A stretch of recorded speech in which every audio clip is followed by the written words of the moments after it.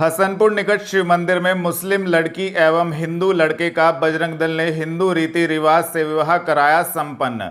आपको बता दें, शिव मंदिर में मुस्लिम लड़की व हिंदू लड़के का हिंदू रीति रिवाज के साथ बजरंग दल द्वारा विवाह संपन्न कराया गया। बजरंग दल के पूर्व प्रांत संयोजक विकास त्यागी की देखरेख में विवाह संपन्न हुआ। विवाह में बजरंग दल के समस्त पदाधिकारीगण एवं कार्यकर्तागण उपस्थित रहे। विकास त्यागी ने बताया कि दोनों पिछले कई वर्षों से आपस में प्रेम प्रसंग में थे, जिनकी पूरी कानूनी प्रक्रिया अपनाते हुए विवाह संपन्न कराया गया है, जिसको लेकर संबंधित जानकारी दी गई। विवाह संपन्न कराया गया शिव मंदिर में, क्या देवबंद क्षेत्र का लड़का था और वहीं की वो लड़की थी। लड़की मुसलमान थी, लड़का हिंदू था।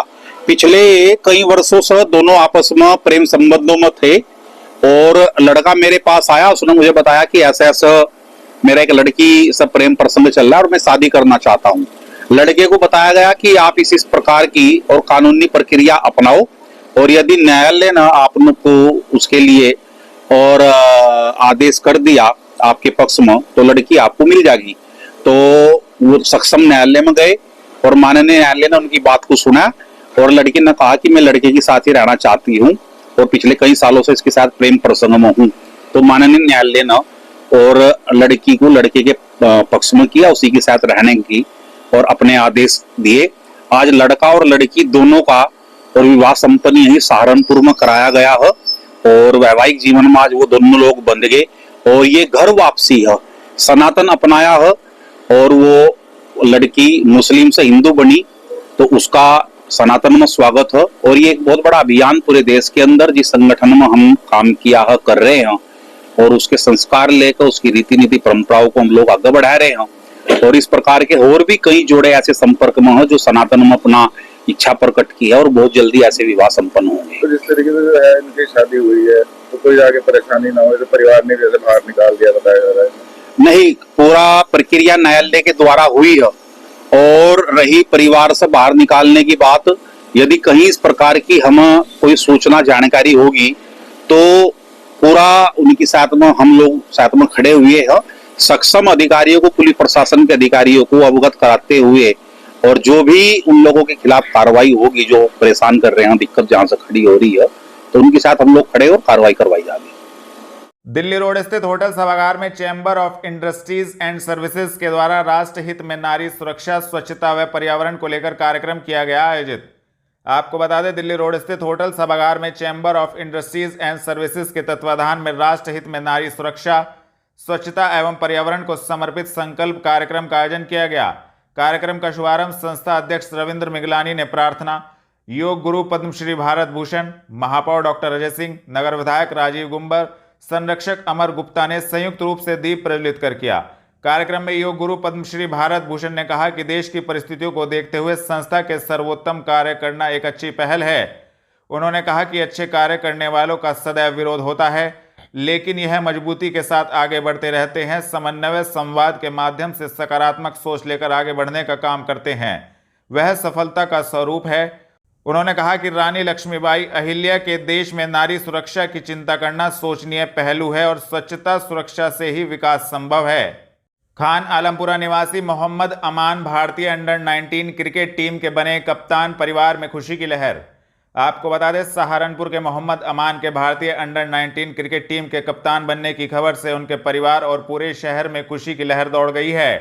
अमान को ऑस्ट्रेलिया के खिलाफ सीरीज में भारतीय अंडर 19 टीम की कप्तानी का मौका मिला है। यह उनकी कड़ी मेहनत, समर्पण और दृढ़ संकल्प का परिणाम है, जो उन्होंने अपनी कमजोर पारिवारिक पृष्ठभूमि के बावजूद हासिल किया है, जिसको लेकर परिवार ने संबंधित जानकारी दी। जी, आपका नाम? शबनम। शबनम जी, अमान है, आपके क्या लगता है? मैं बुआ हूँ अमान की। अमान का जो अंडर 19 में सिलेक्शन हुआ है, क्या कुछ कहना चाहेंगे? बहुत खुशी है जी, बहुत मेहनत करी है उसने और क्या नाम, जब से छोटा सा था उसे शुरू से ही यही था कि मैं खेलूं और अल्लाह ने सपना पूरा कर दिया बच्चे का। मम्मी पापा भी गुजर गया, उसके बहुत मेहनत से पहुंचा है यहाँ पे। कितने समय से मेहनत कर रहे थे? क्या कुछ दिक्कतें आई? दिक्कतें तो बहुत आई। देखो, जब सिर पे पापा का साया उठ जाता है तो बहुत दिक्कत होती है और उसकी तो दोनों का ही नहीं है।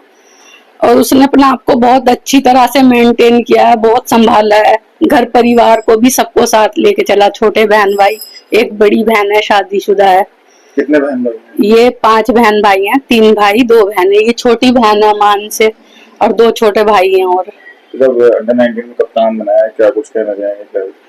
क्या जी बस हमें तो खुशी हुई बहुत, अल्लाह उसको और तरक्की दे हमारे बच्चे को। और हम तो बहुत खुश हैं, ये भी हुआ है उसकी। कब गए थे खेलने के लिए? वो अभी गए थे यहाँ पे, जो ये जो टूर्नामेंट चला है तो अभी गया है वो 30 तारीख से ना, 30 तारीख से गए थे। फिर अब हमें ये खुशखबरी तो न्यूज पे ही मिली है। जी जी, आपका नाम? मेरा नाम शिवा है। आपका भाई जो है 19 में पहले सिलेक्ट हुआ, फिर कप्तान बना, क्या कुछ कहना चाहेंगे? बहुत खुशी हुई अमान के सिलेक्शन से, हमें बहुत प्राउड फील हुआ। बस थोड़ा सा दुख होता है, मम्मा पापा नहीं है, उससे ज्यादा होता है। वो हर बार अपने न्यूज जब भी वो देता है इंटरव्यू, जब भी बताता है यही बताता है कि मुझे पापा नहीं है, बहुत दुख है, मम्मा नहीं है।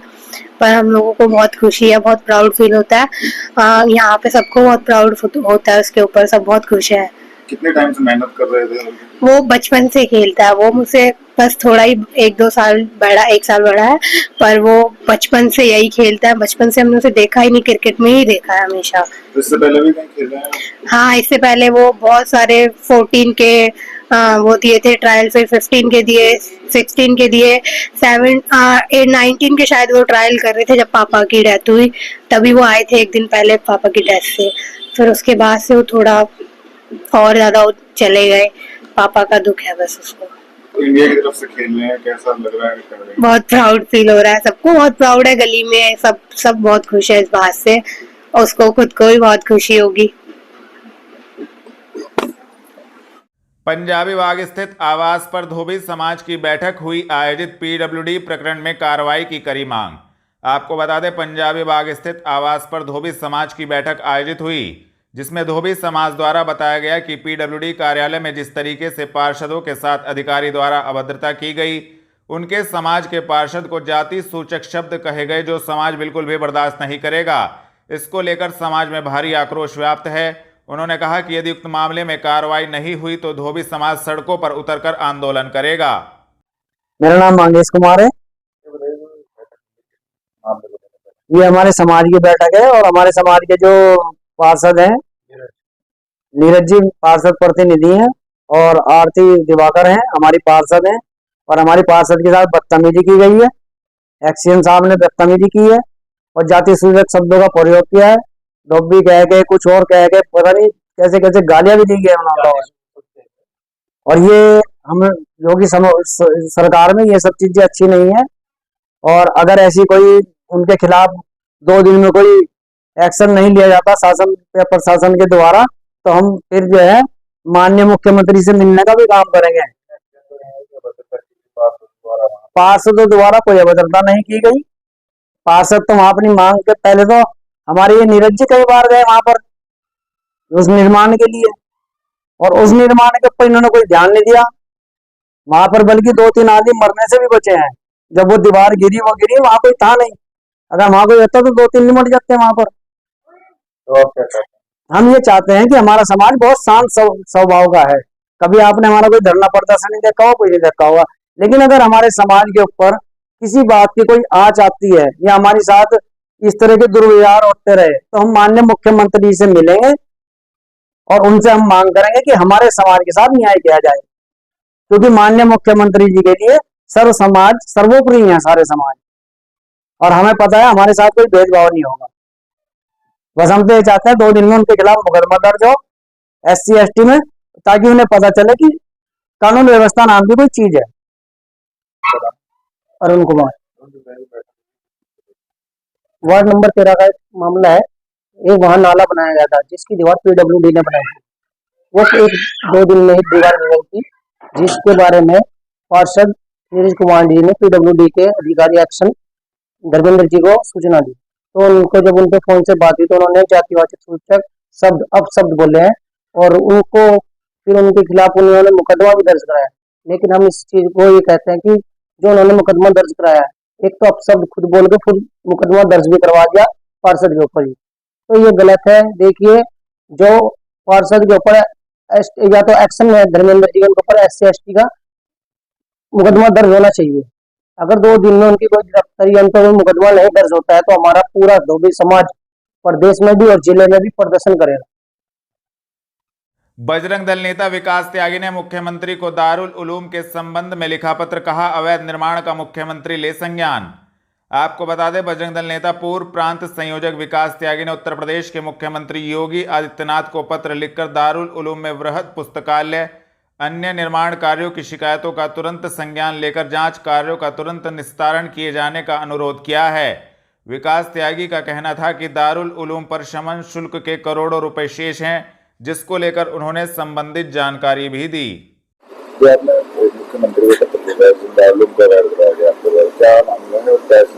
ये प्रकरण 2019 चला गया। मेरे द्वारा ही देवबंद दारुल उलूम के अंदर जो हेलीपैड, अवैध हेलीपैड बढ़ाया जाएगा तो उसकी शिकायत की गई थी और मुख्यमंत्री कार्यालय ने उसका संज्ञान लिया, जांच बैठाई गई तो यो निकल कर सामने आया कि हेलीपैड बन रहा है लेकिन दारुल उलूम ने उसे नकार दिया और एक गुप्त रूप से एफिडेविट प्रशासन को दे दिया गया था। उसके बाद दारुल उलूम परिसर के अंदर जितना भी निर्माण कार्य हो रहा है, वो नया या पुराना, वो सब पूरी तरह से अवैध है। उसकी कोई परमिशन नहीं है, कोई मानचित्र कहीं से पास नहीं कराया गया। तो इसकी जब जानकारी मेरे द्वारा ये निकाली गई और उसकी शिकायत की गई तो उसके बाद एक बोर्ड गठित किया गया और इंजीनियरों की एक टीम गठित की गई जिसने मौके पर जाकर और दारुल उलूम का पूरे सर्वे किया और उस इंजीनियरों की टीम ने पाया कि हाँ, वास्तव में देवबंद दारुल उलूम के अंदर जो निर्माण कार्य हुआ है उसका कोई मानचित्र स्वीकृत नहीं है, कोई परमिशन प्रशासन से नहीं ली गई है और वो पूरी तरह से अवैध है। और बोर्ड गठित किया गया, लगभग 1,75,00,000 रुपए दारुल उलूम के अंदर और ये पेनल्टी के रूप में प्लस 1 करोड़ रुपए अन्य किसी और मद का लगभग 2.25 करोड़ रुपए ये मानने गए हैं कि दारुल उलूम ने अवैध काम किया है और 2.25 करोड़ रुपए 65% की छूट करते हुए दारुल उलूम पर लगाई गई और उसमें से दारुल उलूम ने 25 लाख रुपए जमा भी कर दिए। शेष दारुल उलूम के पास अभी वो बकाया नहीं कर पाए। बार बार प्रशासन से भी अनुरोध किया गया है, शासन को भी कई बार पत्र लिखा गया है, लेकिन कहीं ना कहीं प्रशासन दबाव में है जो कार्रवाई नहीं कर रहा है, उनको कंपाउंडिंग का पैसा जमा नहीं कराया गया। अभी मार्च 2024 में उत्तर प्रदेश के हाई कोर्ट के द्वारा और एक निर्णय आया है कि यदि इस प्रकार का कहीं अवैध निर्माण होता है तो उस कंपाउंडिंग करके वैध नहीं मानना जाएगा, यानी कि सीधा सीधा माननीय उच्चतम न्यायालय ने ये मानना है और ये कहा है, ये आदेश किया है कि कंपाउंडिंग करने के बाद भी वो अवैध निर्माण वैध नहीं होगा, इसीलिए उस पर कार्रवाई होनी चाहिए। कार्रवाई का मतलब सीधा ध्वस्तीकरण। और मैं सरकार से भी प्रशासन से भी मांग करूंगा कि दारुल उलूम ने जो अवैध निर्माण कार्य, चाहे उसने पुस्तकालय बनाया हो, हॉस्टल बनाया हो या अन्य कोई भी इमारत भवन वहां बने हों, जो सर्वे टीम ने जांच में पाया कि अवैध और उन्हें तुरंत जो ध्वस्त कर जाना चाहिए। बाबा जी का बुलडोजर देवबंद दारुल उलूम में भी चलना चाहिए। घंटाघर स्थित होटल सभागार में all India Punjab national bank officers association की बैठक आयोजित, दी जानकारी। आपको बता दें, all India Punjab national bank officers association की एक बैठक घंटाघर स्थित होटल सभागार में आयोजित हुई, जिसमें सहारनपुर जनपद में पंजाब नेशनल बैंक की 71 शाखाओं के सैकड़ों अधिकारियों ने भाग लिया। बैठक में मेरठ से पधारे अतुल कुमार श्रीवास्तव का बैंक अधिकारियों के सबसे बड़े संगठन आई-बोक में उपाध्यक्ष चुने जाने पर सहारनपुर इकाई की ओर से स्वागत किया गया। ठीक भाई, एक मिनट रुक जाइए। मैं अशोक कुमार, मंडल सचिव all India Punjab national bank officer association Saharanpur मंडल। आज हमारी ये सहारनपुर इकाई की आम सभा की बैठक हमने यहाँ संपन्न करी है और इसमें हमारे 2024 से 2027 के लिए नए चुनाव भी कराए गए हैं, उसकी टीम की घोषणा हुई है। साथ ही हमारे आई-बोक के उपाध्यक्ष चुने गए हैं हमारे मेरठ से अतुल श्रीवास्तव जी, उनका भी हमने आज सम्मान किया है।